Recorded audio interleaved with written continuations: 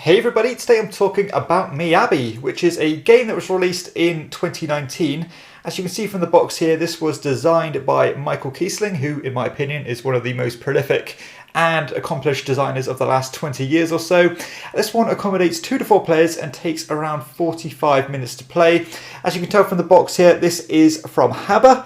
Haba are mainly known for their more family weight style games, and I would certainly say Miyabi falls into that bracket, as it is a pretty simple game to play. However, there is quite a lot of depth here and a lot of things to consider. So this is a tile placement and puzzly style game where each player is going to have their own board that looks like this initially, but I have advanced the game somewhat here by placing a bunch of tiles already to show you the more interesting stages of the game. So as I said, you've got your main board here, you've got all these different little tokens here, which are important for the restrictions on which you can place these tiles, which I'll cover shortly. You're going to have a bunch of these tiles laid out at the start of each round, depending on the player count. So, for example, here in a 2-player game, you're going to have 2 of these 3 size tiles, 4 of these 2 size tiles, and 4 of these 1 size tiles. You're also going to have a scoreboard here. I've only set it up for 1 player, but normally there'll just be other people's pieces on there, but it doesn't make any difference to the example here. You're going to have these these level 5 tokens here. And basically, let's talk about how the game actually plays. So this is a very simple game mechanically. All you're going to do on your turn is you are going to draft one of these tiles from the display here and place it onto your player board. So let's say, for example, I decided to take this 2-sized fish tile. Now I can place it onto my board abiding by a certain number of restrictions. So the first restriction is that depending on the symbol, it has to be in that relative row. So only fishes can go in this row here, only these pagodas can go in this row, only these types of trees can go in this row, etc. So let's say, for example, I placed this one here like this, and depending on where that symbol was, I am going to move this token onto this spot here, meaning that in future placements I cannot place again in this column. So not only are you restricted by the row you can place it on, as the game goes on and as the round develops, you're going to get squeezed down into where you can actually place them in each column. And then it'll go to my opponents, and then let's say my opponent chose, let's say they chose this tile. So let's pretend they put it on their board. Then it will come back to me, considering it's a 2-player game, and then it will go. Let's just say I chose this massive tile here. Now, as you can see, not only is this game spreading, it's also going upwards as well. So I can actually place this tile like this, as long as it's not overhanging anything, and again abiding by that row and column restriction. I would also get an immediate amount of points depending on the number of symbols on the tile I've just placed. So for example, my first turn I played this 2-sized fish token on the first level, so that would get me 2 points. But in this subsequent turn, I played this 3-sized tile on the second level, meaning that the points actually get doubled up to 6 points. So that would actually get me 1, 2, 3, 4, 5, 6 points if it was on that second level. Now, if I start going on to the third level, it will get times by 3, and then fourth, it'll get times by 4, etc. So as you can tell, you're not only trying to get stuff onto the board with the most tokens, but also trying to build those bigger tiles on the high levels to get those big multipliers. And of course, as the game develops, the actual ability to place them onto the board is going to get tougher, meaning that you're probably going to have to result in taking some of these smaller tokens like so. Again, placing them onto the board, putting the token down, and giving yourself the relative amount of points.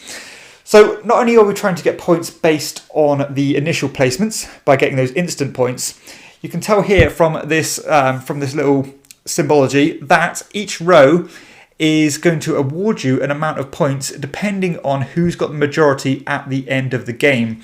And I should say the game ends after a fixed amount of rounds depending on the player count. So in a 2-player game, you're going to play 6 rounds of drafting until the tiles run out. And so yeah, not only are you trying to get the points instantly, you're also trying to get the points based on majority. So the person with the most of these trees at the end of the game is going to get 15 points. Second place is going to get 7 points. And this applies to all these different symbols. And on top of that, The first person to build each type of symbol on their 5th level is going to get these victory points as well at the end of the game. That's generally the rules of Miyabi and the basics. However, there is a lot of scope to customize the game and to ramp up the complexity and give you more things to consider. So optionally, the players can choose to use one of these modules, or even several of them, or even all of them, to ramp up the complexity and change the way that the game scores, or at least add to the options the way the game scores. So the first one here is probably the most basic one that I'd use every time, is this one here, which basically means that your biggest connecting cluster of symbols is going to score you the amount that adds up to. So for example here, my biggest set is probably this one here, where I get 1, 2, 3, 4, 5, 6, 7, 8, 9, 10, 11, 12, 13, 14, 15, 16, 17, 18, 19, 20, 21 extra points at the end of the game, because all those symbols end up connecting to each other orthogonally and would award that many victory points. So rather simple. The second one is works very much in the same way. However, it works on the empty fields that you've got connecting to each other, and it's going to award you 2 points for your biggest field. So I don't think I've done particularly well here. So I think my biggest connecting route is three gardens. So that's 1, 2, 3, because again, they all connect orthogonally and there's no symbols breaking up that pattern, meaning that I'd get an additional 6 points at the end of the game.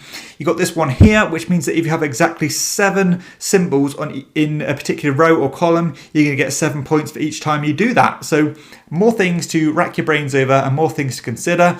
You can choose to play with these little Zen Gardens, which are these tokens here, which are laid out on the table, and then you can optionally choose to select them, put them onto the base level of your player board, and then once they are surrounded, a bit like the abbeys or the monasteries in Carcassonne, then they are going to instantly score how many points equal to the number of symbols that are surrounding them. And finally, you've got this weird little frog module where you're going to start with a frog on the base level of your board.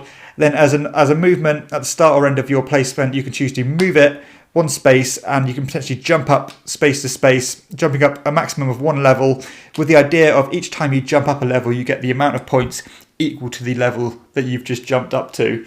So as you can probably imagine, the more of these you add in, not only are you considering one thing, you're considering all of them and trying to squeeze as many points as you can out of each placement. So let's talk about how I feel about Miyabi. So generally, I really enjoy these puzzly style games where you're trying to fit shapes together to get points in different ways. And I particularly love it when games like Miyabi do it to a whole new dimension where you can build vertically as well as horizontally. I love that. It makes me, I really find myself captivated in it, and I love building up and up and up, getting those bigger multipliers and get those big satisfying placements. Now that in itself is really cool if you want to play just the base level. And additionally, the restrictions add so much more in than you'd initially think, because not only are you trying to place things down to build a foundation and to get points, but you want to lay a platform so that you can build future tiles onto these high levels to get those bigger multipliers, all the time abiding by these restrictions which are squeezing you down and are limiting your options with each placement. So you really do have to think about how you're going to place things in certain orders, where you're going to place these symbols, and to move these tokens to know where you can place in the future. I love that. And I also love the fact that you have to consider so many different things and just not the initial points grab, because sometimes you might find yourself just going for that rush, trying to get all the level 3 tokens down, which might serve you well, at least from a kind of skin deep point of view. But when the end of the game comes and all these additional facets come in, all these majorities, etc., all these level 5 tokens, then you could quickly find yourself there's a lot of end game points to be dished out, and you should have considered other things with each placement as well. So in terms of meaningful decisions, each placement is massively important, and of course, the more modules you add in as well, it's only going to completely drag you in different directions, and you're going to be racking your brains about how you're going to squeeze the most amount of points out of those placements. Also, balance-wise, I do like the way that each there is a pretty determined amount of, there is a determined amount of tiles that come out each round. You get you get a fixed amount of these shapes, fixed amount of these shapes, and more of these smaller, more flexible shapes. And sometimes you can catch your opponents off guard by building yourself a foundation where you can instantly place these threes, which normally would be the go-to strategy. But sometimes people will not have the space and will not have the option to place those bigger tiles because they haven't built themselves that foundation to build on in the previous round. So you do have to focus on building towards something and making sure you're flexible in the future rounds, just in case that big multiplier option comes up for you to score. Mechanically, this game is so simple and so elegant. I do love this restriction system. It's something that I haven't seen before, and I think it works wonderfully well. All you're doing is just drafting a tile from the supply, putting it on your board, and moving the token to block it off in the future. So I love the way that works. There's no confusion for the actual rules themselves, and it just works wonderfully simply. Time investment, this game takes about 45 minutes, which certainly doesn't outstay its welcome. I think if you told me that at the start when I knew what this game was about, I'd say, I'd prefer it to be 30 minutes. But when you know the depth here and you know all the different puzzles you're trying to work out at once, I think that 45-minute timestamp feels perfectly fine and perfectly valid for me. Replayability, I think, is pretty damn good because, as I said, you can tailor the game to the complexity that you want. You can add as few or as many as these tiles in as you want. You can create different setups in terms of, maybe I'll just play with this one and this one this turn. Maybe I'll play with 3. Maybe I'll play with the other 3. It's got a good amount of being able to tailor it to the type of game that you want. The interaction between the players is pretty much based on the tension of grabbing the tiles that you want. But of course, you've got that element of area majority as well, because if you know that other people have got more of these pagodas in a row than you have, then you might want to start getting in the game of smashing down pagodas to compete with them and potentially get those first or second place in getting the pagodas down. And there's a big bunch of points there, so it's not something that can be neglected, and you do have to consider what other people are doing. And the same applies for getting these level 5s down as well. As a race to get to them, and the tension is going to be there, so you want to get there first. Aesthetically, I think the game looks perfectly pleasant. It's pretty basic and pretty stripped back in terms of its visual design, but it works fine for me. It's all the different trees and stuff are pretty clear. The only slight issue, very minor if you're colourblind, is that this one and this one look quite similar, and they're not as easily distinguishable from a glance, but very minor issue there. Generally, it's perfectly fine and easy to decipher what's what. The actual components themselves, I'm very happy with the tiles. The tiles are nice and thick. They're certainly not going to start warping or anything anytime soon. Very robust. These are really good. Generally very happy with the production. Apart from one thing, which is a massive oversight, is that these actual player boards are cardboard. So they're very flimsy, very thin, and it just isn't quite up to scratch. So I really feel this game should have had a board equal to these for each player, because these are just not good enough, and with even just catching it, it's going to bend a corner, it's going to warp it, and it's not going to be good. So it's basically paper thin, which is a big shame because the rest of it is really good. And comparative wise, I think the game that instantly made me think of Miyabi, or I instantly thought of when I played Miyabi, was a game called Number 9. Now, Number 9 used a very similar system where you wanted to build vertically to get the bigger multipliers by getting certain tiles down.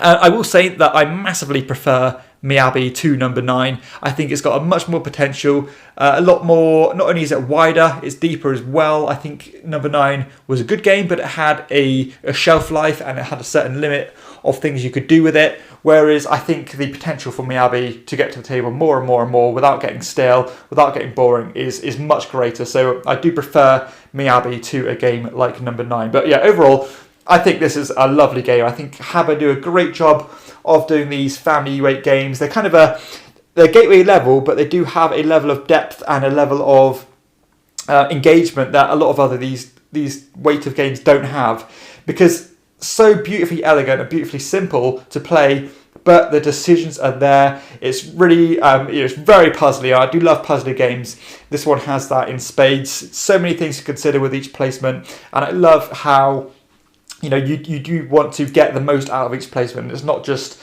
oh, let's just get this one down and smash it down because it's probably going to be worth the same amount of points at the end anyway. You know, every single thing here is important, which is fantastic. It's been a big hit with everyone I've played it with. I think it's a really lovely game, and probably, in fact, definitely my favourite game by Michael Kiesling alone. I know generally I like his designs with Wolfgang Kramer, but I prefer this one to Azul, I prefer it to Riverboat, and I prefer it to even prefer it to Heaven and Ale. So three, well, very successful games, and I think Miyabi is better than all of them. So yeah, definitely a stay in my collection. I think this is going to be very easy to get to the table with a massive, versatile bunch of different gamers, because they're all going to get something from this one, and that tailorability and that way you can customize each play just makes this game really exciting to me. So yeah, very, very happy with Miyabi. Would definitely recommend it if you like your puzzly style games, and this one gets my shield of quality. So yeah, that concludes my thoughts on Miyabi. Thanks so much for joining, and see you next time. Thank you so much for checking out this video. If you found it useful or at least somewhat entertaining, then please hit like and consider subscribing if you haven't done so already. Additionally, if you wish to support the show, because I am a one-man operation and I don't get any support from publishers, then please consider backing on Patreon at patreon.com/chairman of the board, where you can back for as little as £2 per month. Thank you so much, and I'll see you next time.